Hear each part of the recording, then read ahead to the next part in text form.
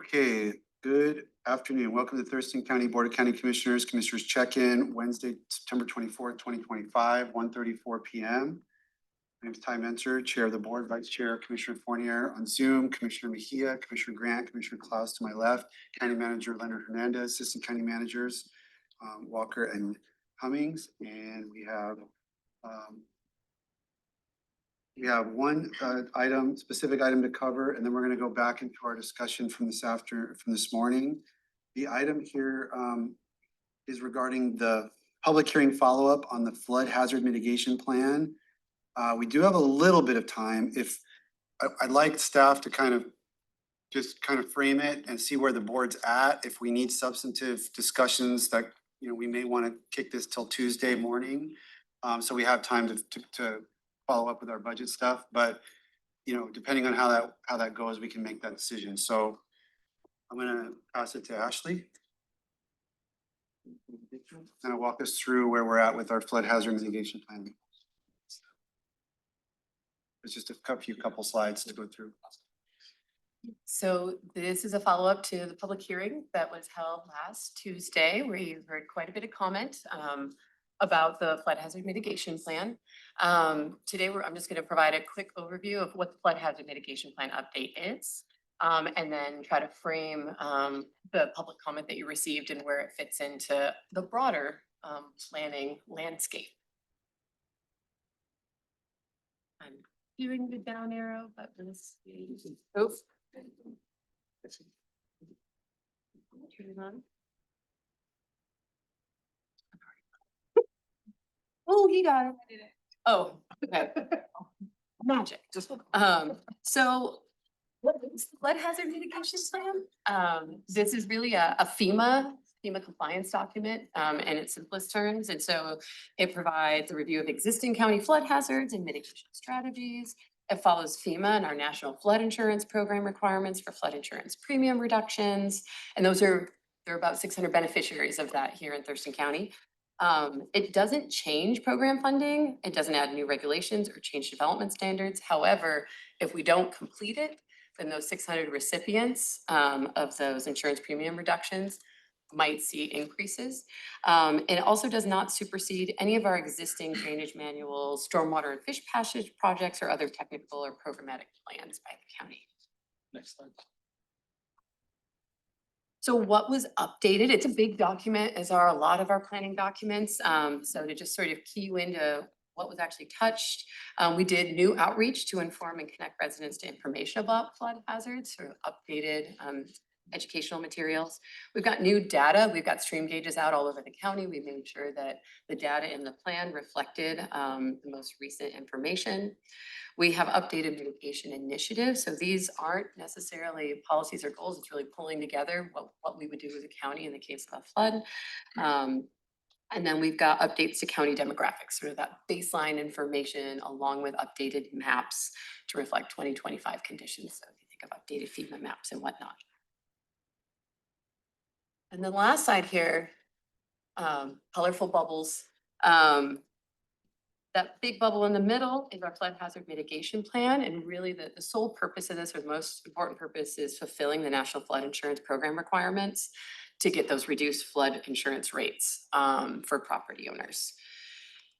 A lot of the comments we heard sort of fall into the bubbles that surround that. There is a little bit of overlap, but a lot of those comments are best addressed or are already addressed in other planning documents we have. So we'll start with the blue one on the left, the comp plan, which you're very engaged in. This really is the broader policy framework for natural hazard management, our rural growth and conservation. So policies around that wouldn't necessarily live in the flood hazard mitigation plan, but they do live and in the comp plan, and specifically in the comp plan update, we incorporated a lot of new information related to those items in there. Going to the left or counterclockwise, comments around Tacoma Power and the Alder Dam. Tacoma Power is an independent entity. There are some mitigation initiatives built in there to improve communications and collaboration with them, but it's not within our jurisdiction to say you shall change how you manage Alder Dam. the ditch districts, so those are also independent entities. They do play a role in flood control. I think we have 3 of them here in the county. And there is a reference in the plan around all of our special districts and the various roles that they play. You know, heard from 2 of them that we could expand that section and, you know, elaborate on what the ditch districts do, but it won't impact the sole purpose of the plan, which is meeting our national flood insurance program requirements, because they're not looking for the ditch district to fulfill any of those obligations. They're looking to the county.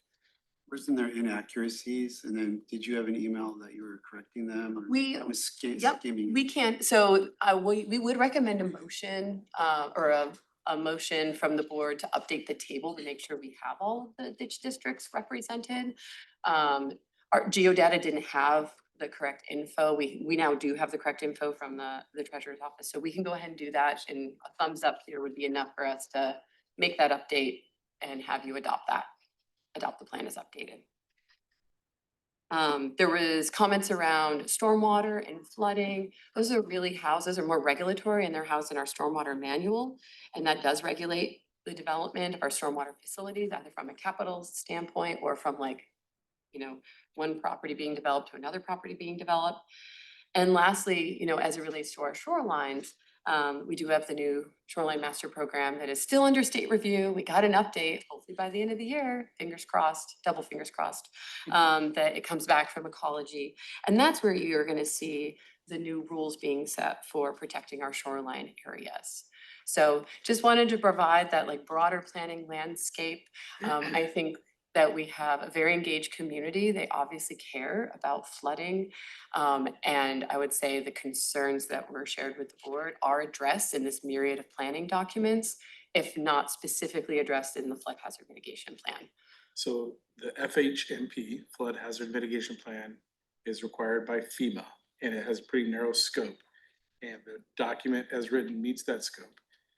The comments that we received are outside of FEMA's required scope. Is that what you're trying to show? Yes. So good comments, but not within FEMA's requested scope, so we can help our citizens that have flood insurance. And the clock is ticking because FEMA requires that we have a board-approved plan. It's October 16th? 15th, October 15th. All right, any questions? Can we do a motion to update the table on ditch districts or special districts? Thumbs up. Does anyone object to making that correction? No. Okay, so there's, Okay, thank you. And what's the next step? Oh, next step is, would be adoption on the 30th, so it's already on the it's on draft the agenda as a department item. So we can go ahead and highlight the update for the table as part of the remarks for the department item. The board's good with that? Any concern about approval on the 30th? Okay, thank you guys. for your time. Thanks, Ashley. All right, so we're jumping back into where we were this morning, and I think we could benefit from Commissioner Grant's idea of just sharing, like, we'll just tick through the different departments, and if you had specific thoughts you thought were important for other commissioners to know or you know, consider, then we should just go through those, and then we're not gonna try, then we'll go back and try to figure out, you know, where our top priorities are as a collective board. But we were, we did corner, let's talk about district court next. I'll just say I'm concerned with cuts to district court, just given the addition that we just did with the City of Olympia contract. And the fact that there is potential revenue coming through with the actual cost study with the City of Olympia and not City of Olympia, the City of Lacey and the City of. I couldn't agree more with Commissioner Mejia. I was actually gonna recommend that we don't cut district court at all because of the potential revenue that would be brought in with the rate study. And once that rate study is done, you know, the likelihood of more revenue is so. Thank you. It's so likely that we'll be bringing in so much more revenue. I don't feel like it's worth it to sacrifice our contractual, sorry, I can't talk, contractual obligations that we have through our contracts with all the cities. I feel like we would be just setting ourselves up for failure by cutting, losing a bunch of staff, not being able to fulfill contracts, and then potentially getting a bunch of revenue after the fact. I think it would be safer to hold off on determining whether or not we cut from district court until after all of that is said and done. If I could, commissioners, just add, just for the sake of consistency, I think the difference with district court versus like a department who would be saying that they could make more revenue is district court's providing a bunch of services to municipalities right now. When we do, as you mentioned, the rate study, and I agree that's gonna be an important thing. We will actually cover the costs directly. So that's the model we're gonna go to. Right now, we do a per case allocation and it's outdated and doesn't cover all the costs. So like with the Olympia contract, they were able to say, this is what it's gonna take to do the work with the full cost recovery, which is a little bit different than some departments that make revenue. I'm having trouble juggling the numbers in my brain. If we did not cut district court at all, as proposed by Commissioner Klaus, how much of a shortfall then do we have to make up elsewhere? Or how much is that If the court didn't come forward with the facts. in the exercise of the 20? Oh, yeah, again, my recommendation is don't talk about numbers, just talk about departments first, and then we can go back to the numbers. Because there's a couple decisions you have to make. What are you gonna do with the 17? How much are you gonna apply across the board? Well, I'm not trying to make a decision, but I just want to know what was our proposed cut to district court that's now being proposed to be eliminated? Your target was 1.264. I have two sheets in front of me. Only one has the time on it and they have different numbers. Can we figure out which one is? The one that I just handed to you for 9:23 with the time of 12:36 PM is the one that I updated after your last session. Perfect, thank you. And I don't have that, I have that district court offered up one position, I think, or some, $107,000 So, and under, vacancy savings. and under this, Let me speak to this. So. oh I yeah, I'm was- sorry, I wanted to ask someone about that. I'm sorry. I'm sorry, I did want to ask you about the vacancy issues. Yeah, I just want to say to the board that the information of vacancies and the associated dollar amount wasn't intended to be included in this report out. So the information is outdated by several months. We haven't had the chance to vet it with offices and departments.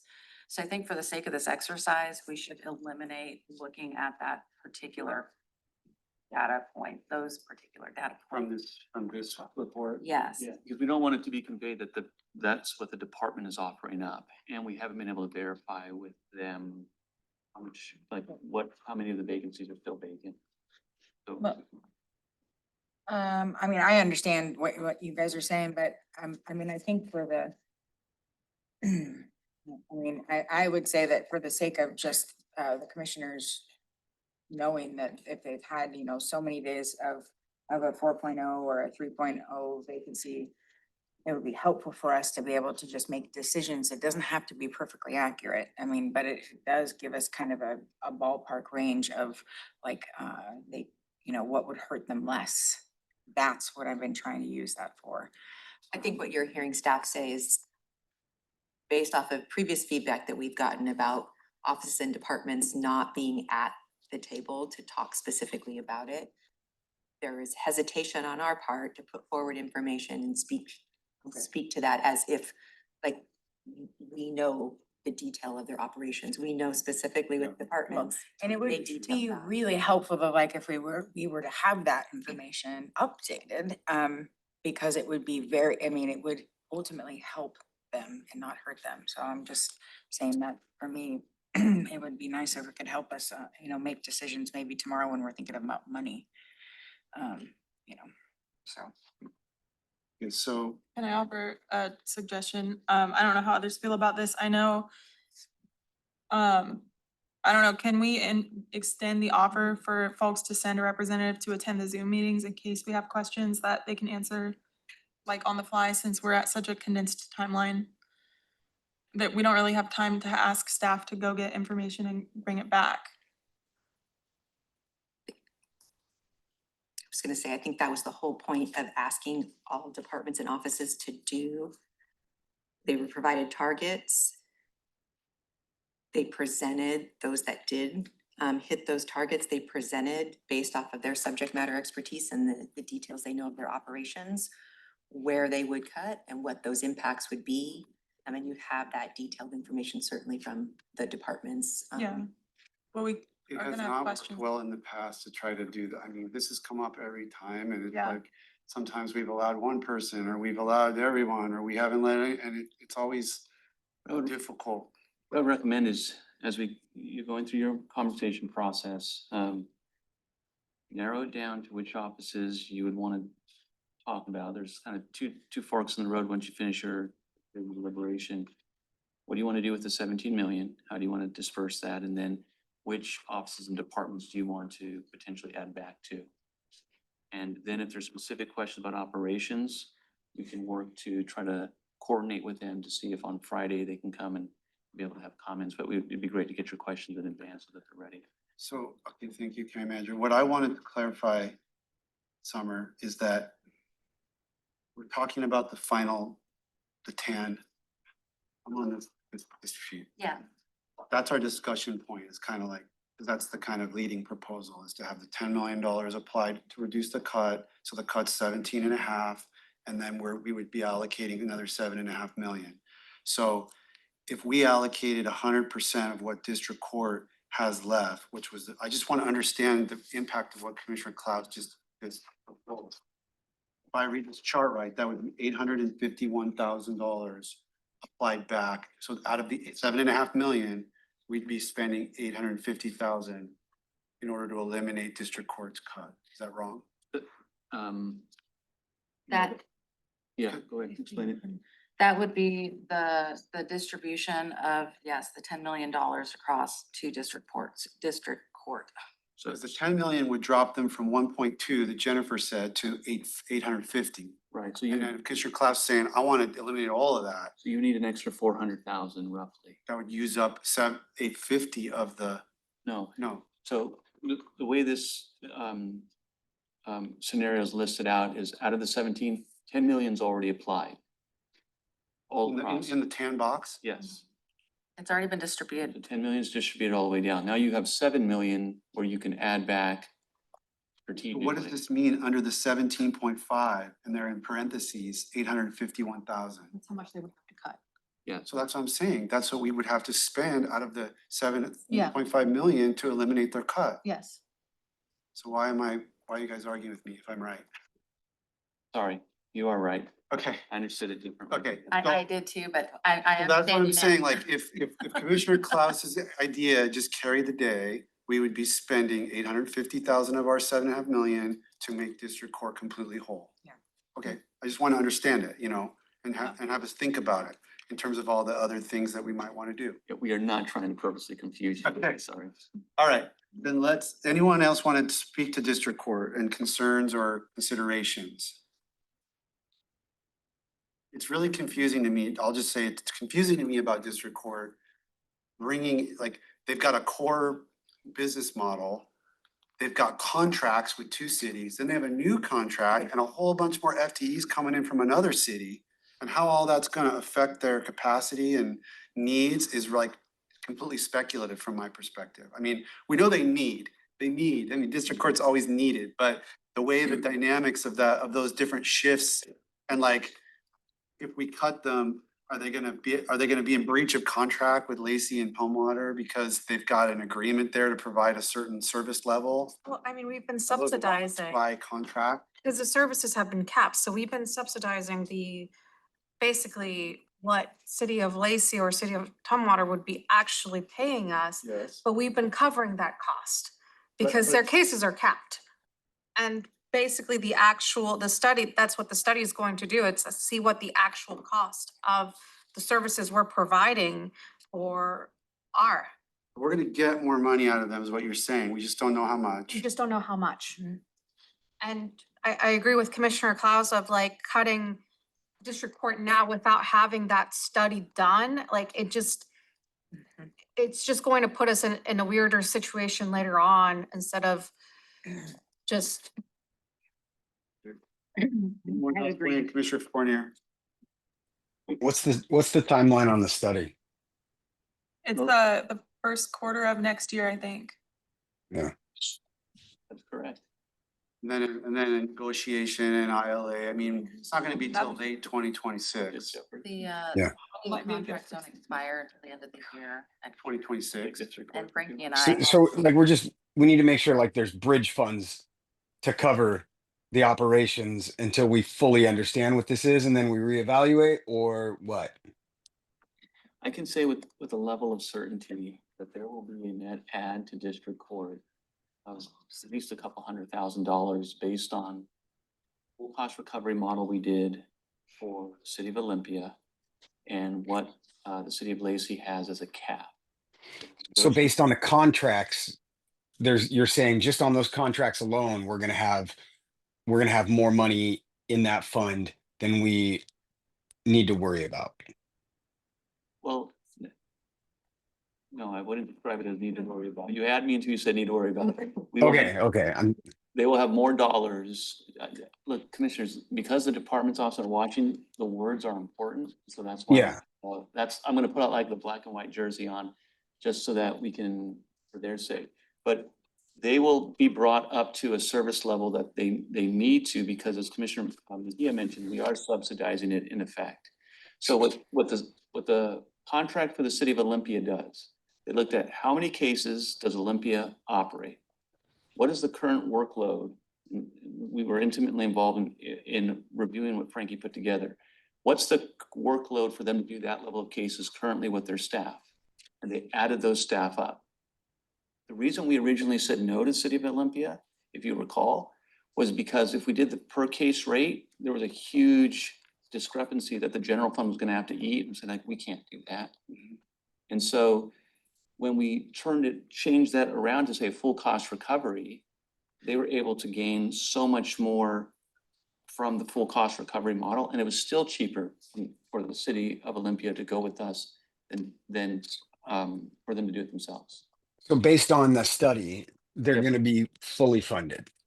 Yes, that's about. And It'll take a while, yes, Summers said the contracts last till through the end of 2026, and it's right, logistically probably gonna take that long to get all the I's dotted and T's crossed. because we have to enter into new agreements and we're gonna have to give them time to look at the numbers, and for some of them, it's gonna be a significant increase, and we're gonna have to walk that through. It will take all of 2026 to do that. Could that be a budget amendment in the mid-year, like that, oh, here's all this new revenue from district court, and we could Yes, correspondingly reduce their general fund?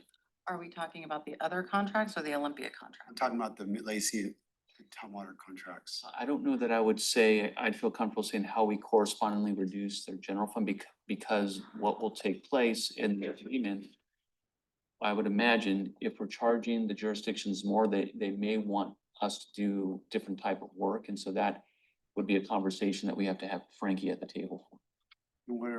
Then why are we talking about new revenue if we don't know we're really gonna have it? Well, for me, it's like not.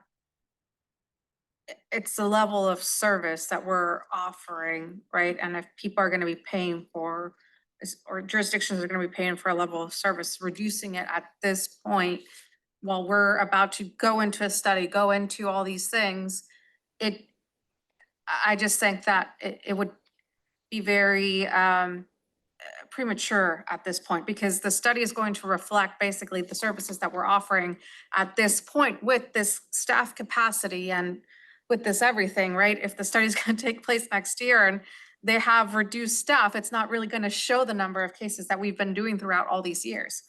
So I would rather, instead of try to bridge that gap as much as possible until we get the study results back, and then the board can have a conversation on, you know, how we're going to move forward. But at this juncture, I don't think that cutting district court would be advisable. It's probably relevant to know what percentage of district court's total business case numbers are Lacey and Tumwater. I mean, if it's 10%, then but we're gonna exempt them from any cut because they're gonna get a little bit of, or they're gonna get some revenue on a 10% of their cases. That's different than if it's 60% of their business, you know what I'm Yes. saying? I think we're just talking about this without a sense of scale. I don't know anyone has that information. Yes. handy, but.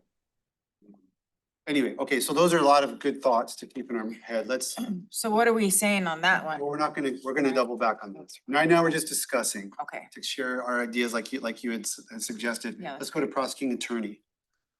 What would be the considerations, you know? did we talk about Superior and Juvenile Court? Well, we Kinda did just- right before lunch. We can double back to them. Did we finish that discussion? Does anyone have more to say on Superior Court? We were talking about some vacancies, which we're probably gonna wanna set that aside based on what Summer said. Commissioner Fournier talked a lot about the idea of the juvenile facility and the ability to create revenue through contracts with Grace Harbor and Mason. Was there anything else that folks wanted to talk about? Well, I obviously, I would rather not cut things when Superior Court. I mean, and that's just, I mean, I know I'd rather not cut anything, so, but that's me. And here's my pitch on this is that, if, the way that the public safety that's happening in our county, efforts, the more we divert, the less people are in jail, the more cost savings we're going to have. And Superior Court and District Court are how we divert people from crime. And so drug court and mental health court and all of these different courts, and it's not just that, it's also True Blood, there are all of these different pieces that, that Superior Court is involved in, that I want to make sure. So in my opinion, I would try not to cut if we could eliminate some of it, it'd be great. Also Superior Court will be getting a little increased amount of money through the VHO for some of the positions. But we could get creative on how to get them more money through different revenue streams. Yeah. I have a question for Summer in terms of Superior Court. Is because I know we lost the judicial impact fees in 2026. Are they added back in 2027? You wanna take that one? So we've been told that they are making progress having them added back in. That's something we're researching and hope to bring on Friday. We just wanna tap that a little bit for complete accuracy, that it actually is what. It's baked in for 2027. It just wasn't. You're right, there's a potential increase for 26 and 27 that would bring about $1 million. Yeah. But we're trying to verify that it's 100% before we bring it out and add it to the number. It's on the potential win list for us. Yes. Yes.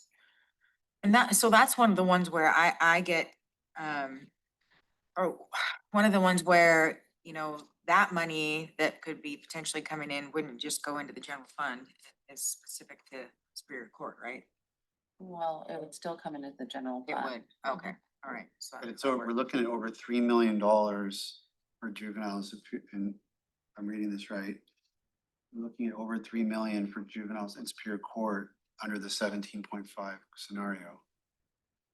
If you want to talk about not cutting them at all, that's half of the money that we have to play with today. I mean, there may be additional money unlocked that we'll talk about Friday, But with an adjustment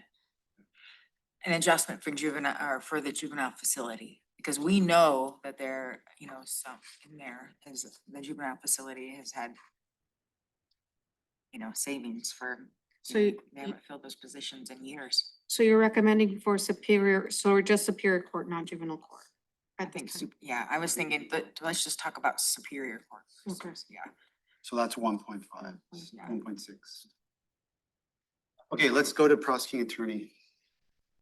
Just general considerations that folks want to share. Anything? I'm actually gonna think before I speak for a second, which is a rarity for me, this one's a tough one for me because, I kind of see it like say it like I see it, and what they offered, was, kind of eye-opening to me that there are some positions that could be reduced. And so I see in the notes that it says, that the civil division, like they're offering 50% staff reduction, which would be really a lot, but prosecution, With the word offer, though, I mean. well, they came to us with a They were- proposal. They were responding to what we asked them to do, and I mean, Right, exactly. They were responding to what we, and so anyway, I would say that there is the capability of maybe having some savings here. I just think we need to figure out what that is. But that's not really savings. What they offered us was to cut our representation. That wasn't an offer. What they're saying is, hey, we'll stop being available to you for legal representation. That was their offer. is that it? No, impact to criminal charging capacity drops by 43% backlog. Let's see, impact on victims and community, impact to the civil division, Public Records Act. So I don't know. I don't remember that part.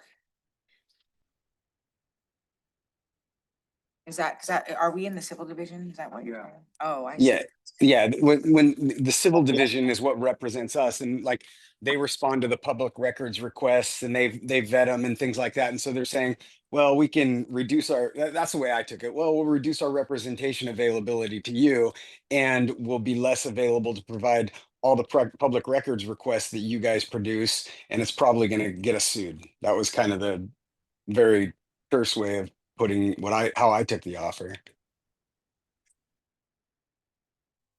We could use some, well, I guess I get, never mind. I'm always thinking about what funding we have, so public safety tax can be used in this area. Yeah, the public prosecutor should have that. I mean, I guess I would just, in just raising the issue, and I'm not saying what I want to do with the issue, but it's just, to me, they see the work that was done in the Supreme Court's caseload standards. Now, I've always been an advocate as a former public defender that it's not apples to apples. Public defense work is different than prosecutorial work, but the system generally needs balance to be fair and equitable. And so, increasing public defense, I understand why the prosecutors are coming and saying, that's potentially imbalancing a system that needs this delicate balance between resources. It's not the exact number of attorneys. I reject that sort of one for one. But when you're talking about an overall funding level and increases, and they've always, I think they have a much higher funding level than public defense. They do more things. That's warranted. But when you talk about percentage increase over here, I understand why they're saying, how is that not going to affect us in certain ways? So this is, this is where not having some of the leaders having a conversation, because what public defense would say in that is they're downstream of prosecuting attorneys. Yes. So PAO does the charging, Yes. and then public defense is reactive to that charging. Yep. So the balance is already imbalanced. And so adding public defense creates the balance. And it does not mean that then you equate the prosecuting attorney's addition as well. That's what a public defense director would say if they were here during this conversation. Yeah, and I'm privy to all that, but I mean, the reality is that prosecutors haven't had, and I don't know what the answer is, so I'm not saying that there's a problem, but they don't have the data dialed up of what their proper caseload that have been nationally vetted, and this was a movement that's going for a long time in the public defense side of the ledger.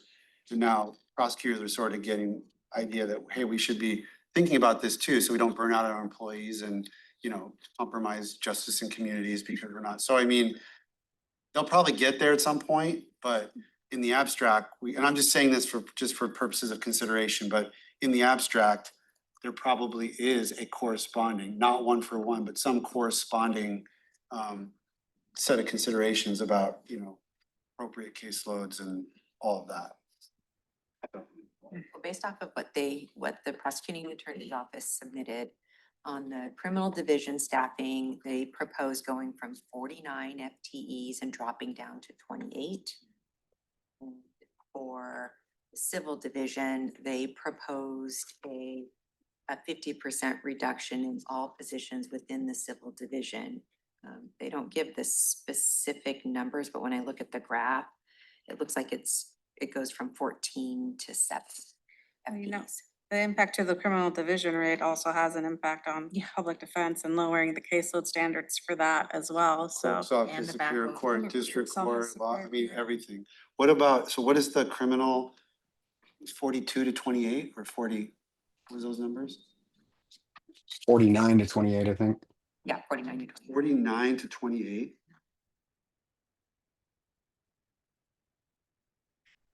Yeah, I mean, that's where this gets really complex, guys. I mean, I can promise you that if you reduced 19 prosecutors, you would automatically reduce public defense caseloads dramatically. Yeah. Without adding a single attorney. I mean, You know, the way I'm consistently thinking about, ugh, I can't even, I consistently think about the impacts on the community. That's where I'm gonna be making my decisions, right? Of the impact of our decision-making on the community. I'm much more willing to give up stuff in the commissioner's office. And I'm sorry, but for me, it's public works and, you know, there are different pieces of the things when it comes down to roads versus humans. I am all about humans. Those things are all humans. But- Safe roads, if I you know- have I unsafe know. roads, people get killed. I understand. So like you I'm can't, I just mean, these letting things you are all know. important. Share maybe. Yeah, yeah, I mean, Commissioner Grant has the floor. yeah, you know, so I get it, and I know Wayne, and I'm not saying that that's, but I think when it comes down to this, it's juvenile court, superior court, district court, the prosecuting attorney, public defense. Every dollar that goes into those offices diverts or could potentially, the goal is to divert them from being in the jail, so it's a savings anyway. So if we fully are funding those programs, we should be not having as many people in the jail, you know, and so that's another, you know, thing for me, and that's good because people get rehabilitated and they don't, you know, that kind of thing, so it's just my take on it. That, yeah, I mean, that way of thinking about it is how I've thought about it, and it's how, I think it's the right way to think about it, like when you're kind of planning out the future policies to try. But when you're in a budget crisis exercise and you need immediate dollars, that sort of long-term systemic thing, like that kind of goes out the window to a small degree, because it's not gonna translate into, you know, we could put a whole bunch of more prosecutors and judges on the bench and we're not gonna immediately be able to close the jail. Oh, I know. You know, so I mean, and we need to close a budget hole. So I mean, that's just part of the, you know, unfortunate situation. But yeah, I mean, what you're saying is on point, and I think, but it's more applicable to like long-term planning for our system versus a short-term closing a budget hole. You know, unfortunately. Anyone else on prosecuting attorney before we move to another one? Okay, let's look at, I guess next up is sheriff law enforcement. I want to say a couple things about this, having historically dealt with this department for 7 years. I mean, you know, so their initial cut target in sheriff law enforcement was 18%, not 26. That's because of the limitations of our public safety sales tax. There are additional positions in public safety sales tax, but of course, we were hoping to add those to capacity for the law enforcement. I just think that two complications here, or unique considerations here, are that there have been years in cut exercises where we exempted the sheriff completely. It was, they're a 24/7 operation. They don't even take them off the thing. Now, I never agreed with that. I always felt there had to be some part of their operation that should be subject to what everybody else is being subject to. But I just want to say that because, you know, here, you know, we gave them the maximum, we started with the maximum cut that the public safety sales tax allows. And that's very different than in past years where we've almost completely set them aside. So the answer is probably in the middle, but, you know, I do think another complicating wrinkle is the close timing of this budget situation after passage of the public safety sales tax. We've talked about this before, but I want to reiterate, it creates a great capacity for misunderstanding of the public of what we did and why we did it and why they're not seeing benefit from it. And so I am interested in, you know, potential, I'm getting ahead of the exercise, but I'm potentially interested in looking at, because we didn't used to exempt them, I mean, cut them at all in some cases, and we've got this public safety sales tax issue, and public safety is very important to the community. I think they're definitely a candidate for, you know, some reapplication on the law enforcement side. But those are a dumping of my thoughts on this. Anyone else? And we did get a updated proposal from the sheriff on that side today, Yeah. stating that it could find 2 million in cuts. So let's look at this chart then. They're at five, just stays at five because, as I said, they never, the original 26, I see is that why you didn't take off of the original 5.5 because it was already reduced? Is that the idea? 26% columns in the green, we just left their reduction at what was above the maintenance of effort level. So the 26.4 million, and Yes. that's where the 5.5 came in. The two sections to the right of that, the green and or the blue, I'm sorry, I'll learn my Tan. colors one day, and tan. That is the percentage reduction on their estimated 2026 base budget. So 12.4% is the newest form that you have on the 31.9, and then 17.5 on top of the 31.9. But we can't go below, doesn't that last, the tan one, go below maintenance of effort a little bit? It puts you slightly below the maintenance of effort by about $16,000. Which we can't legally do, right? So I have a question about that. So why, if we put 10 million back, do they go down? Maintenance of effort, it should go up. I may not have quite understood, but what I understood was the 26%, we were leaving them at maintenance of level or maintenance of effort level. And then the other two scenarios were we're applying the full 17 million or 10 million with 7.5 million to distribute as you will. Yeah. That we were taking that reduction off of the estimated 2026 base budget. So if I need to change that, I'm happy to do so. Yeah, someone and I will talk about that number there in the tan, the one you pointed out, Commissioner Klaus, that one's most likely wrong because it should not be less than the 26% maintenance of effort. Maintenance of effort level, it should be more. Okay, Like they should have more money. See how the blue one, they jumped from 26 to 28? yeah, This tan one, they should jump not quite to 28 because it's instead of a full 17 million, it's only 10 million. So Their portion of the initial reduction target exercise was only 17.4%. So, I mean, adding 17.5 or 17.6 does kind of calibrate them down a little bit. If I need to change it, I will. Yeah, because what we wanted to show for the sheriff is that the percentage adding back was to the maintenance of level. Maintenance Of effort level, effort level, the MOE. MOE, thank you. Yeah, it would be to the MOE. We can talk a little bit more about that, but that number's not accurate. Got it. I'll make a note here. and I think we can talk more about this Friday because like I say, I think the numbers, most of the growth above the maintenance of effort level are from the new contracts, which could theoretically go to public safety sales tax. That would reduce the amount of new officers we could add through that tax, but that's something that's it's gotta be on the table. To save cuts now, it would slow growth in the future, but it could stop the cuts now. That would be a trade-off.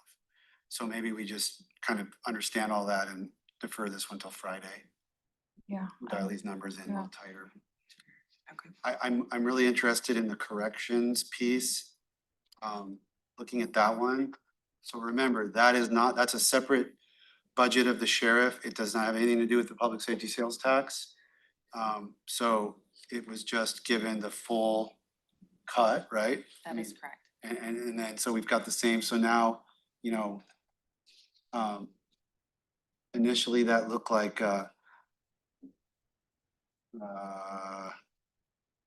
initially that looked like 7.7 million, is that correct? Yes. And then if we put the 10 million applied, it drops to 5.1, and it could drop to 3.6 if we'd spread the whole 17 million. So we're looking at this tan box for discussion purposes, we're looking at a $5.1 million reduction in corrections out of their total budget of what would have been 29 million.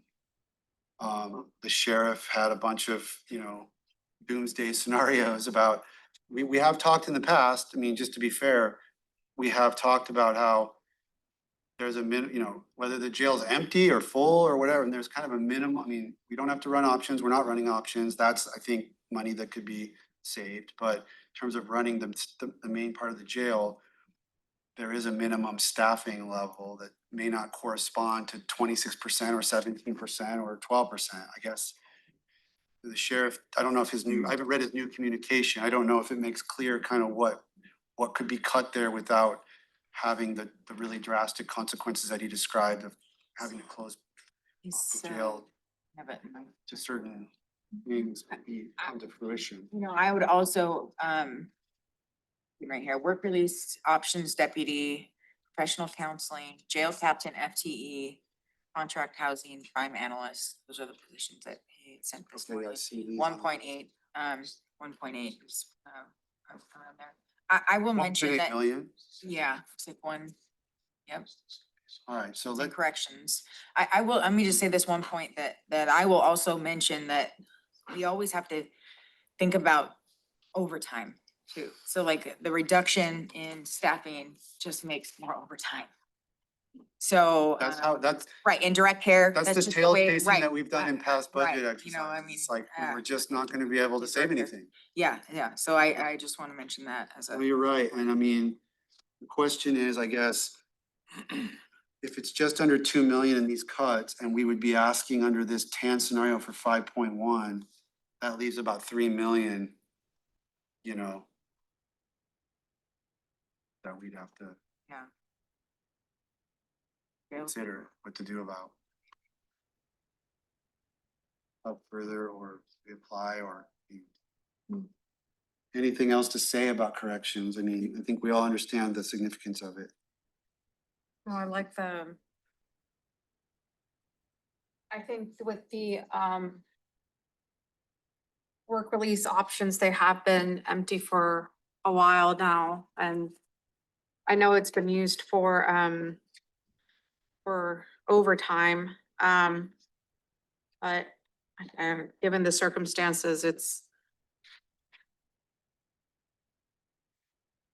I would be willing to kind of accept It's that included in it. proposal. Yeah, the work release options. Yeah. Deputies, which would be equal out to 1.520, Captain. and then he's offering a captain. All right, so we started, so we started at a 7.7, and it looks like we're kind of whittled down to about 3. I'm trying to figure out what to do about it, but let's move on. Sheriff corrections, so, okay, so how much should I put up for sheriff corrections? 3? In terms of what, I'm just, to try to make them I'm whole just up looking- to not whole, but whole to the sheriff's proposal, okay. 3.1.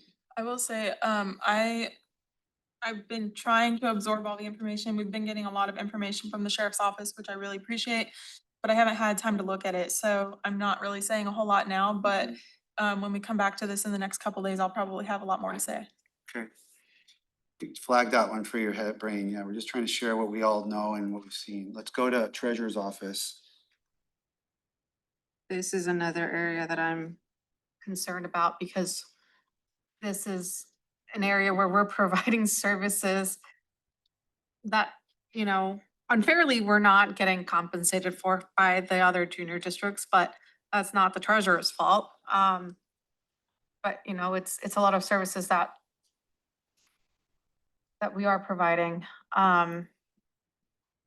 So that's, In my opinion, everything that was said about the coroner's office applies 100% to the treasurer's office. Agreed. It's super lean. I've had the same thought. Yeah. I think we're all. And kind of like their approach to us is very similar in that, like, I feel like they've dialed it in as much as they possibly can over the years, and they've been very humble in any requests moving forward. So like they're just as lean as the coroner, it seems to me. And it's 325,000 would be needed to make them whole under the hand scenario. So just keep that in mind. Sounds like everybody kind of understands the situation there. Let's talk about CPED then. Well, I guess we have these other, a lot of these. So I'm gonna say something globally. The next are all the departments. Those we've gone through offices. On departments, there were certain things that I wish that we wouldn't have to sacrifice, but I'm thinking they might all be covered by that difference from going from the 26 to the 17.5. I mean, that puts money back into each one of those departments that would probably, from my perspective, cover. We could wrangle about what those what those things are or whatever, I guess, but I didn't feel like any of the departments all did a great job, and I didn't feel like any of them were way off in what they offered. There were little things, like I say, but hopefully that could be covered by the restoration of the $10 million that we're gonna do. Does anybody feel strongly they want to talk about one of the departments? Yes, go ahead, Commissioner Mejia. I do feel very strongly about one of them, and because I have concerns. EMS obviously is. probably one. Emergency services, yeah, that's basically the one I was going to say. Let's talk about that. That's another operation that's very lean. And my concern is that whenever there's an emergency, and they have been going up, like we had, the fire in Rochester, this, even during elections, right? Like they were there wrangling people together and making sure they were bringing all the partners and preparing. They do a lot of preparation of all the partners. There was, I went to that elections where they were preparing like what to do in case of an emergency, and that was a coordination with the auditor's office. But a lot of the like fire chiefs didn't know certain things about the ballot boxes, and they would have known if there wouldn't have been that coordination. And I'm concerned about cutting a department that you maybe it's not something that you see, right? But when an emergency happens, is like they're the front line and they're the ones that you need out there. And I just, After the $10 million reapplication, they're at 426 for a cut. So that would be the amount we would need to allocate to make them whole, just so everyone has that scale. Commissioner Fournier. Yeah, emergency management for me is a big one. I think it would be crippling to commissioners to reduce the amount of EAs. So I think that is very important. And then for me, we can't just cut our way out of things or tax our way out of things. We also have to have an economic development element to what we do. And so, like I don't know exactly what that would look like, but I think that the economic development program manager, the possibility of the cultural access sales tax, tying in the fairgrounds and a few other things into that, if we can do it, but we need the staff to get it there, and we know the revenue would be there, within a short amount of time if we took action, but we lose opportunity to do that if we don't have the key players in there to put that into play.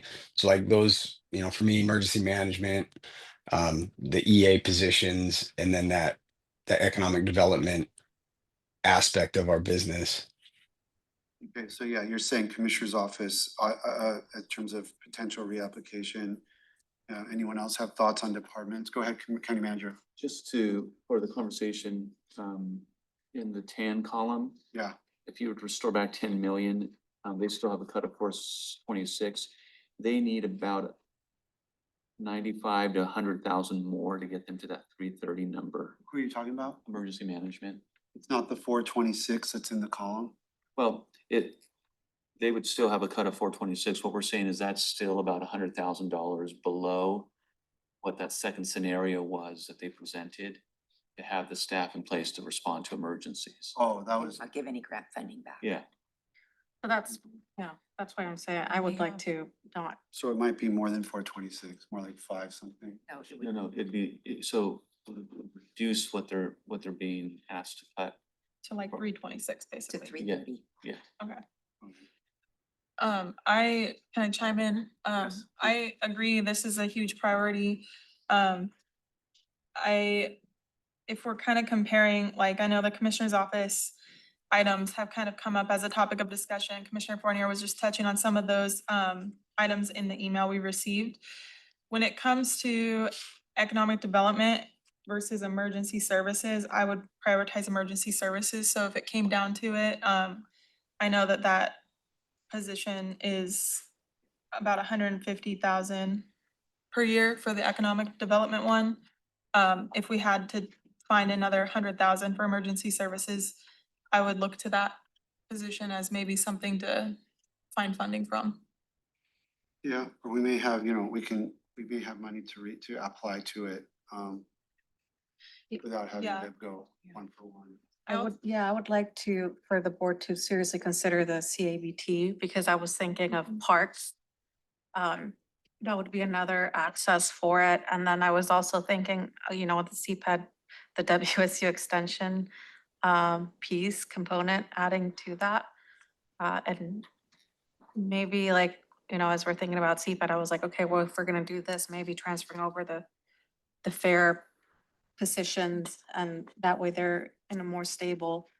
That's great. Yeah. So, you know, as we're like considering, I think that was proposed yesterday, so, and I think it's gonna be brought on Friday. Yeah, we have, we're working through the research, on that and we'll look to present something like a roll-up either Thursday afternoon or Friday morning or for their review. This is- That was yeah. one of the items that we were asked to. You're talking about the cultural access? Yeah. I don't know what this, we have to, that's what we're evaluating. I don't know what the strings are with that. Like, Yeah, what that's does that kind of what commit you to do? How much That's- general fund relief can that provide based on the parameters? Not only that, but what are the requirements of that funding? And that's kind of what I would like, but those are kind of just things that I'm throwing What do you at. mean by requirements of the funding? Meaning, Like, what- is the body of work that they want that funding used for commensurate with the work that is currently being done, or will we have to change the work that's currently being done in our parks and trails in order to incorporate and use this funding? I think both. Allowable expenses. is Well, that's what I meant by how much general fund relief can it provide, meaning do the sideboards line up with what we do? So that they would pay for And what we do. what we're pressing on is, can we activate that? And so that's what we'll just make sure we have everything right about, bring that to the board for Well, discussion. I guess like, so for Friday or for whenever, I would like for, I think I mentioned parks, I mentioned the fair, economic development position, WSU extension. I would like to kind of see if that fund has the capability to be able to carry some of those things there. Sure, I'll look at it. Okay, so looking at, just ticking through, we had CPED, HR, pretrial, public defense, separate. Trial was gonna cut. Let's talk pretrial then. Pretrial went down to 224. So they would go down to, yes, so their initial cut of 333,000 is down to 224 under the $10 million scenario. Do we want, would anyone advocate for giving them more relief than that? So their target reduction was, so I would, if there's a possibility to do it. the whole thing is they're providing services to district court right now. And the fact that we had to cut probations or the district court, cut probations that their previous cut pretrial services has been kind of stepping in, and that's basically what would be, those would be some of the impacts. There wouldn't be any screening and supervision for district court anymore, so we wouldn't have any either probation or the pretrial screening for district court. And the notes that Perry, or whoever put their proposal together, said that reduction option one is the screening and supervision, FTE reduction, but the other ones were supplies and services, and then foregoing, she has a third in here that says foregoing COLAs, implementing furloughs, and reducing their remaining full-time employee. I remember she made a comment that that would be if the county was doing that across the board. She wasn't suggesting that she would furlough her own Right. people. Right. Like, she's just like, I'm gonna just do that myself. I'm just gonna make up something. Yeah, she wasn't. Yeah, I would assume that would be, but I mean, yeah, it would be tough to lose a pretrial screening. I mean, real important program. Can we talk about public health? Sure. Because I thought that some of their reductions it made sense, the reallocation, the environmental health for the atrium lease. That's like 274, right, which their cut gets reduced to 97,000, but just with that reduction, it lifts it up to 274. And so for me, I would like to consider that, because then it gives us some flexibility somewhere else and, have them. Just remember that in the non-departmental, there's transfers out to public health that are also being suggested or removed. We're still working through with Dr. Freiheit and the budget team on what those impacts are. And they're working on an approach to minimize those impacts. I'm not talking about the non-departmental piece. That's a whole nother, I'm talking about their actual public health and their exercise for what they're getting, which is, sorry. Yeah, I didn't mean to infer you were talking. Sorry, yeah. I was just flagging that they're gonna take I agree with you that if those recommended reductions don't have impacts to people and they can absorb it, then we would create a scenario where we put that back in. Yeah. Yeah. Isn't that what the Yeah. lease is, not a per person impact? Kind of like what Yeah. we're doing with IT. Yeah. They were able to get there without touching people, and it's stuff that's like, yes, we could do without right now. Yeah, So we would move forward with keeping those Thank and you. not just bumping them up because we can bump them up. Yeah. So I understand what you're saying. Okay, thank you. Yeah, because I remember seeing that and I was like, well, that makes sense, but their cut is less. I don't. yeah, I mean, if the Yeah. thing they're doing to meet the higher target, and now they've got a lower target, Right. they should still do that thing. Still do the thing, we'll roll the There's savings over. additional savings for other places like. Because it's the same thing with things CPED. that Yeah. Future Claus is fighting for. Yeah. Yeah, because it's like with CPED, right, I still think we need to look at our fee structure. And we need to go through that process of looking at that. That's, Yep. and that's something that I don't think that just because the cut is less, that we should not look at those options. Especially when it's not people. Yeah. I would agree with that. CPED went from 891 under, and then with the 10 million to 600. And I think, Chair, what we do with CPAD is we let Ashley come in and present probably the next week or two and present on what they believe they'll be able to recover in fees. And obviously, there's a lag to that because you don't automatically get all your fees all at once. But at the end of 2026, there could be, if we implement them before 2026 comes, but whatever timeframe, a year later, they should be able to garner those fees, which will be additional revenue that could adjust, provide a positive adjustment back for the board. I definitely think that cultural access tax or not, I definitely think that we have to keep the ad programs because the small expense for what they do in the community and they're actually paid, like, I think some of that's leverage money, like where we pay half and the state pays half, and those programs between 4-H and blah, blah, blah, blah, all those ones that were listed on the slide, I think are just high community impact and for the amount of money. And I mean, that whole chunk could have been covered by this $10 million application if that's where we prioritized it. Yeah, oh, go for Commissioner, we're all, go ahead. I was gonna say, well, I was gonna say, I think I'm really interested to, in other funds, right? I'm just gonna say other funds, but all these other funding sources and if we were able to figure out that public health has a group that the atrium lease could be in another fund, a deeper dive into looking at how many other ones of those we could find, right? Yeah, but the thing with public health and the interfund charge for lease costs is that environmental health division of public health is in this building, but Right. they aren't being charged the lease cost. It's being, if you will, misapplied to a different fund. So this is a corrective measure. Okay. Yeah.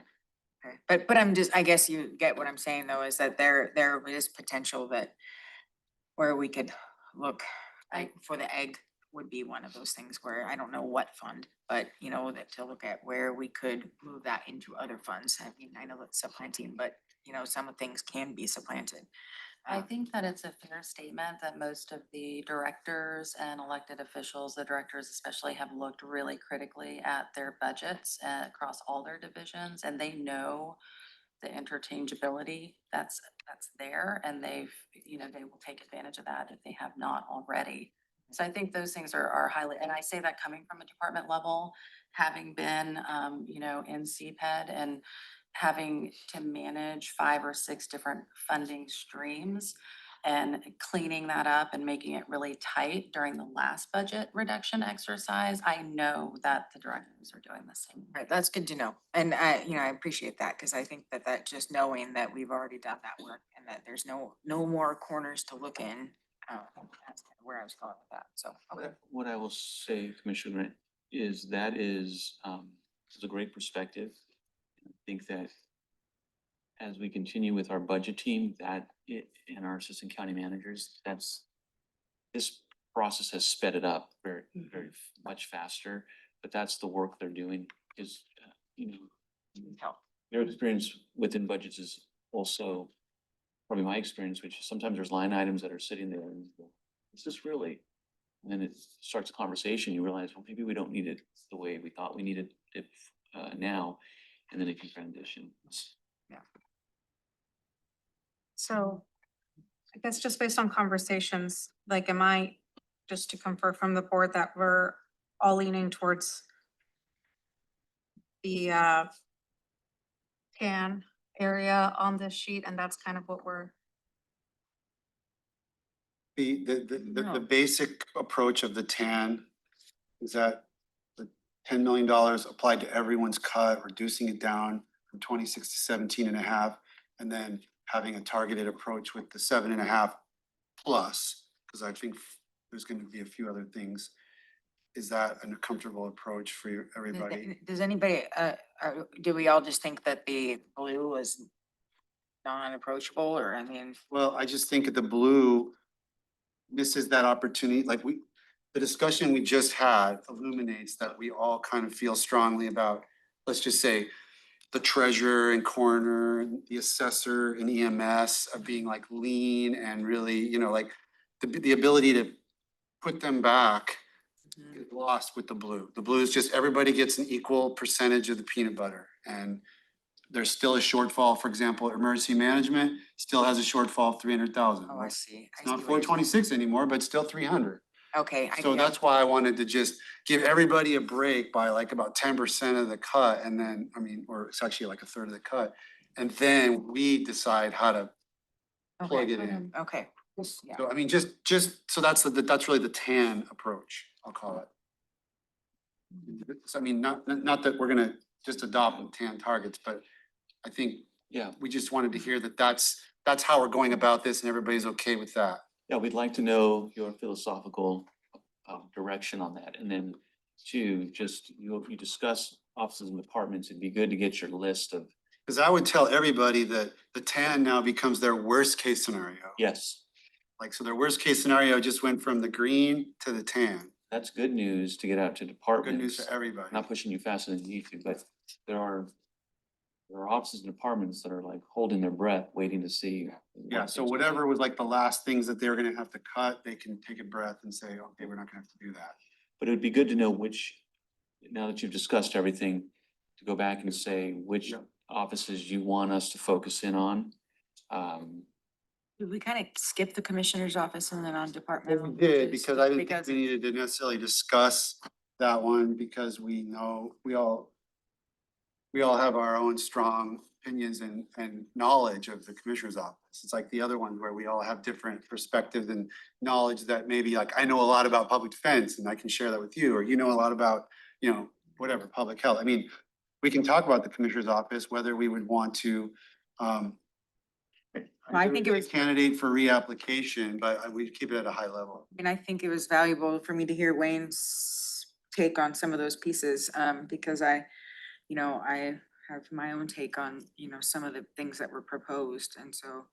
Whatever as the far as target maybe- is, though, we're gonna have the ability later, like all the other departments are going to build their budgets, we can work on that budget, the specifics of that budget. That's what I would advise as we get to the place where, just like we're gonna give departments and offices time to readjust once they get a new target. We get a new target, and then I can interact with commissioners, get what your priorities are, because that number will adjust.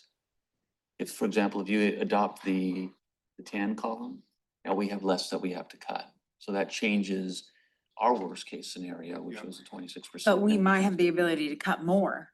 Mhm. And so that we could give more to other areas. Mhm. And that's the Could. thing that I want to make sure, if there's more fat to be cut, or, I guess that's the thing, is that it's such a huge amount, when it comes to non-departmental and the commissioner's office, that I feel like, yeah, I guess, that's kind of where I'm at. But Well, I mean, I don't wanna go down into the nitty gritty of it. I will say that like the climate position is like really critical for me. So that may be covered by, what we just did, but like if that there's gonna be a need, in my opinion, to keep that funded. Well, Wayne's talking about economic Yeah, development. We I also would have our say that thing. economic development, I would agree with Wayne that the economic development position is really important, because that, if we're talking about annexing, we're talking about annexing and all of these other things happening, the moving parts of the economic development position really has the potential to bring revenue, of the work that they do. So I think that's a really important position. I'm also interested, for me, I'm not saying that the admin assistant, the EA proposal isn't, I think it's kind of on the table for me. It's not one of those things I feel super strong about, other than, making sure that we, think about how that's, executed. One of the things for me was, I know we haven't talked about this yet, and I know you're both sitting here, so, it's like, the idea of, the county manager or county manager, assistant county managers, that we have two of them, and that, and the senior management analyst. So there was these other positions that I thought could be discussed, or paid for from a different fund or something like that. And so those were things that came up on my list. And other than that, that was really it for me. We need to go into executive session if we're gonna talk about positions. Oh, I don't think I we don't know. can, yeah. oh, I didn't know that was a thing. So, Sounds good. That's not a thing. If Yeah. it's not, No, that's not a valid reason. that's personnel issues. And if you do go into, there's got to be a specific personnel issue, and then whatever personnel person that it's subject to has the right to say whether you get to or not. Yeah. and Thanks, closed Wayne. session. Sorry. And I said it publicly just to say it, so too, I mean, I meant to say that publicly, which is the fact that we're thinking very critically about cutting fat in the commissioner's office before cutting services. Did you 'cause- say fat? Yeah, that's the way I just look at it, but Well, you know, I- I mean, it's not fat, but I mean, if we had to, you know, it's all very, very, very important work. And so I didn't mean to downplay it like that. But I just think that, you know, if it comes down to whether or not, you know, people are gonna get their, you know, whether or not we can fund positions in certain areas or whatever it is, or if we are reducing revenue, bringing in revenue positions, then we would have to think about, you know, whether or not we need to reduce some of our executive administrative positions. And that's just kind of how I look at it, or, you know, an executive assistant, maybe thinking creatively about having folks from what's the, Service. yeah, central services supporting, you know, our county managers or things like that, so. Commissioner Fournier. I just want to say that was some very unfortunate phrasing. You know, we're talking about people, not fat, and like everybody that works for the county is is an important piece of the operation, and you know that needs to be said. So I just said, I said. yeah, didn't I know. say it like I that. want to. Yeah, Chair, I think I would recommend a different way of discussing this. I think that this is borderline harmful for staff. right. Well, I just didn't know at one point, all five of us were gonna be able to have a discussion about it. Right, so at some point, we have to have a discussion, and I don't know how that works, because it seems like the discussions were happening for these other positions are happening one by each commissioner, and I just wanted to understand, you know, and I wouldn't have even brought this up if Wayne wouldn't have brought up EAs earlier, but I didn't know if it was appropriate or not, so, but that's just, I just need to make sure that we have had a chance for me to hear what you guys think, you know, and we don't get that, so it's frustrating for me, so. Mr. Chair. I got Commissioner Sure. Clouds first, now I'll get Okay. Commissioner Clouds. Thank you. I know that this is a sensitive matter. I think we all know that this is a sensitive matter. It's really hard to talk about literally people who are here at the table. And it does borderline, it's, you know, it is a harmful conversation, but it's a harmful situation that we're in too. And it also caused harm when the email went out with the proposal to cut 2 EAs. That was harmful because all of our EAs were on the email. So Commissioner Grant is right. We're gonna have to have time to talk about this. I don't know when's the most appropriate setting, but there were proposals sent out via email that were really disruptive. And I don't know, when do we talk about that? Because some of the proposals in there, I'm not quite sure where they came from. I know some of the proposals are because individual commissioners raised them, which is fine. That's totally appropriate because I want to hear what my seatmates have to say. But I'm worried that if we don't have a deliberate time to discuss the positions in the commissioner's office, we'll put it off till the end. And then I don't know how we'll handle it if we didn't have it as part of the discussion. So I am interested in this conversation. I just want to be sensitive to the nature of the conversation as well. Well, we have the benefit of being able to talk to each other. I understand that there's some discussions of policy that should hope happen and transparent, like to the public, but nitty gritty details of commissioner cuts with our own personnel, like, I don't know that that's something that, But we're talking about other people's positions out loud, I mean, Yeah. you know. Mr. Chair. I mean, I'm just saying there's options. I'm not saying it's wrong. I think the Open Public Meeting Act is what it is, and we can't all be together and five of us talking about this. If that's important, the five of us has to be an open public meeting. I think I agree with Commissioner Fournier, there's no executive session privilege. And we're talking about lots of departments, so we just have to suck it up, but you know, there's details that probably could be handled outside of public meetings, just because it makes more sense to do it that way. Commissioner Fournier. I just want to say, like, you're asking for discussions and we're having those discussions. That's what we've been doing all day. That's what we've been doing for months. It's, you know, there's art to it. And, like there's a lot of sensitive things that we're talking about. We're talking about people's lives. And so, like the discussions you're looking for, you're actually in right now. But then also like,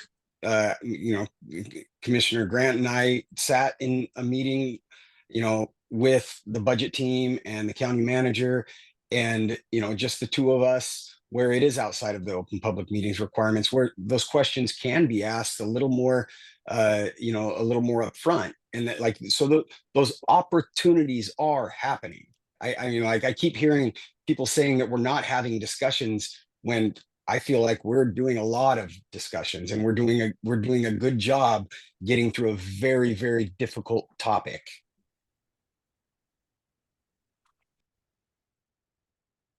Okay,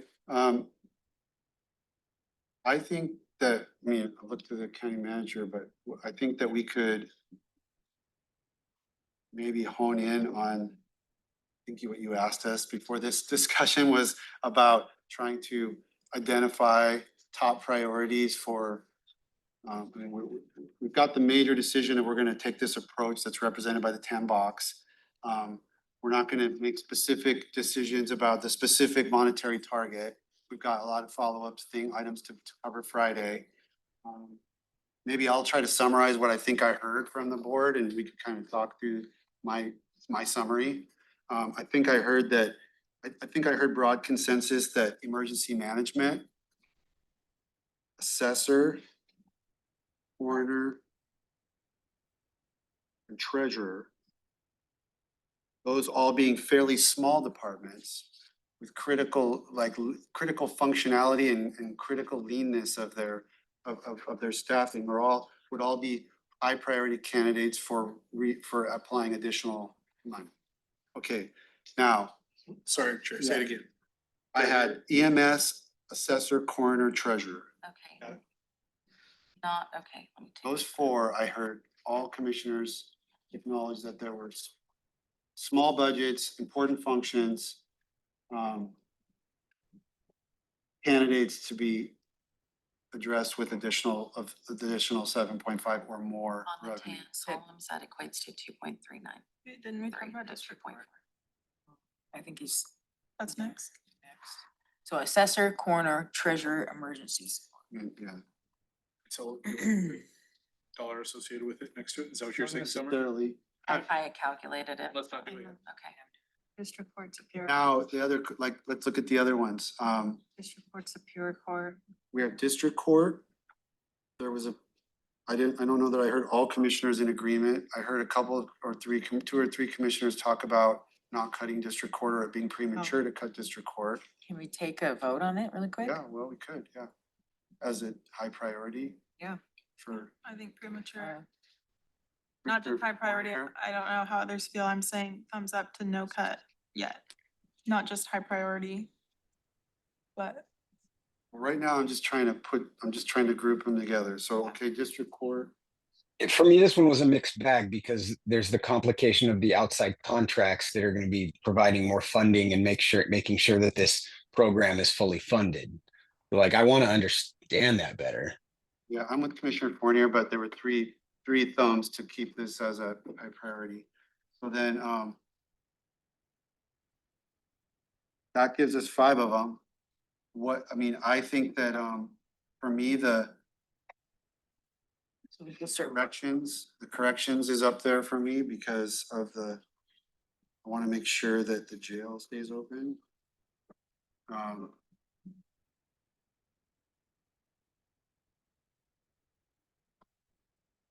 Anyone else feel like corrections has to be on the list? I think you made an excellent argument for the sheriff's department in general and the public safety sales tax. And there are expectations that the public has that we do need to meet, and the bare minimum is not going to cut it. And I think we'll be cutting ourselves off at the knees if we don't put a significant effort into trying to meet, the service levels that we promised. I think we need to talk more about, corrections and law enforcement because there's more information coming through. But I would put also the auditor into that bucket as well. just because there's these Same, yeah. revenue pieces that we just need to hone in more on So, Friday. so to make- auditor and corrections may be kind of in abeyance. We're not putting them in And- one bucket or the other yet until Friday. And We the- call it plus minus Yeah, or that's something. one piece side And, too. and law, okay, so the sheriff's office in general plus the auditor, we're gonna have to revisit Friday. Commissioner Klaus. I just want to let everyone know I have a 3 o'clock meeting that I have to get to, so I'll step out. But if there's anything else we need all 5 of us here for, Okay, I think we're getting close to where we can Yeah. get to today. Oh, you came Friday, we're meeting Thursday too, right? Both sheriff's office pieces and Just Friday? auditor. two of them. Oh, Oh. okay. There's too many, Cause I need to. there's too many more research questions. as well. Info needed. What's that? Info needed, yes. Oh, that's fine. Commissioner Klaus, let me, before you leave, anyone else that, we've already addressed 1, 2, 3, 4, 8 of Got these Superior groups. Court and Juvenile Court. Is there another group that you would feel is a high priority for reapplication of additional revenue? The courts. Superior Court. Yep. Everyone else on Superior Court? Pre-trial services. Retail services, yeah, that was another one. Yeah. Everyone? I know. Just say everything. Oh, all of it. Yeah, this isn't How about working. I'll just put second jobs and distribute it back into here, you know, I mean, Yeah. I wish I could fix it all, you guys, so this is tough, but I don't know. I don't know. Does anyone have a proposal? What could the county manager for how to advance this decision making? I'm kind of at a loss. So that, Start here. so are you good with the concept of putting $10 million back to everybody? Yes, Yes. everybody's on good with that concept. Mhm. Thumbs up. We see thumbs. I'm in the middle. I think probably yes, but I'm waiting on some of the discussions that we will have about Okay. Friday. So what we're gonna do is we're gonna, More thumbs on that. great, we're gonna start with the 10 million minus public health. Because they can sustain that cut. And then we need to round up, so we're gonna make the focus on the offices, it's mainly all offices, but there is one department, emergency management, that you want to discuss, and that then becomes a 7 million plus. I say plus because if any of the other items that we're researching come back with more money, then that could grow. Yes. And then when we get together on Friday, the goal will be to take that 7 to dot plus amount, and you will be deciding how to put those dollars back. My question to you is, do you want us to do that? And I know there's some research we have to do based on some of the proposals that have come in. Do you want us to arrange for any of these folks to come and to answer questions that you may have about their operations? We've only got from Yeah. 1:30 to I think I would rather hear from my seatmates on. just. So then that's what we're gonna do. We're gonna make it about, we're gonna take the 10 and expand that out. And then the 7 million plus, tell us where you want us to put it. So I want to, you're looking at this column, the first column of the tan, you've got 7.5 million at a minimum, you might have more. Be ready to discuss how to allocate that 7.5 million across these cuts in the tan column. Because when we walk away on Friday, we're gonna ask the board to make a vote. And whatever you decide will be the new targets for them to build their budget for 26, 27.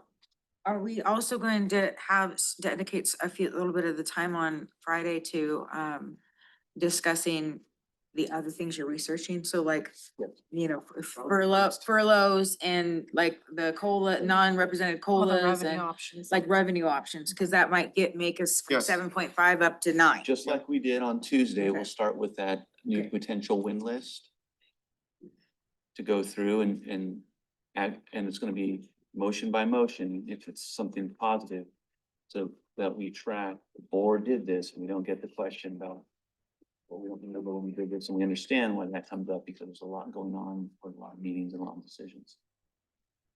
I know it's not on our department and office list, but we did talk about JazzCom yesterday, and I'm just wondering at what point, I know county manager is gonna be reaching out to them to talk about impacts. Will we be able to get that information before we make our decisions that impact non-departmental or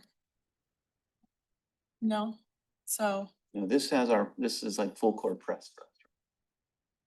What we're doing here. I don't have time to reach out to Jasmine. So then if I want to advocate for that again, I just need to be ready on Friday? Yeah. Okay, sounds good. Thank you.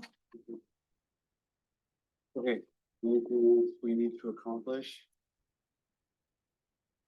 Go Mariners.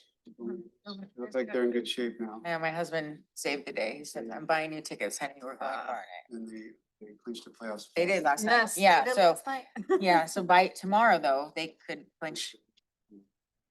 I wish I know, I wish it could have gone Thursday, but we have other plans on Thursday. Okay, so Thursday, Sure. we're all clear Thursday. Staff's gonna be working up all this incredible amount of information. Thank you so much. So this do you want to summer. meet on Thursday? Or are we just going to Oh. Friday? Do we need to meet on Thursday? Yes. Oh, wait, we are meeting? That's what I said, I was Thursday. thinking No, Thursday so and we- Friday. I thought you said no on Thursday. We walked away with a placeholder for Thursday and Friday. We have them as a placeholder. Honestly, we need Thursday to do the work. Yeah, I don't think there's any, Work, yeah. we got as far as we can get Okay, on, for what Thursday was a placeholder for. so Friday at 1:30. Friday, yeah. Friday at 1:30, be ready to. Proud of us for getting through the list. I mean, that's pretty good. Adjourn. I was like, wait. Think it's Susan.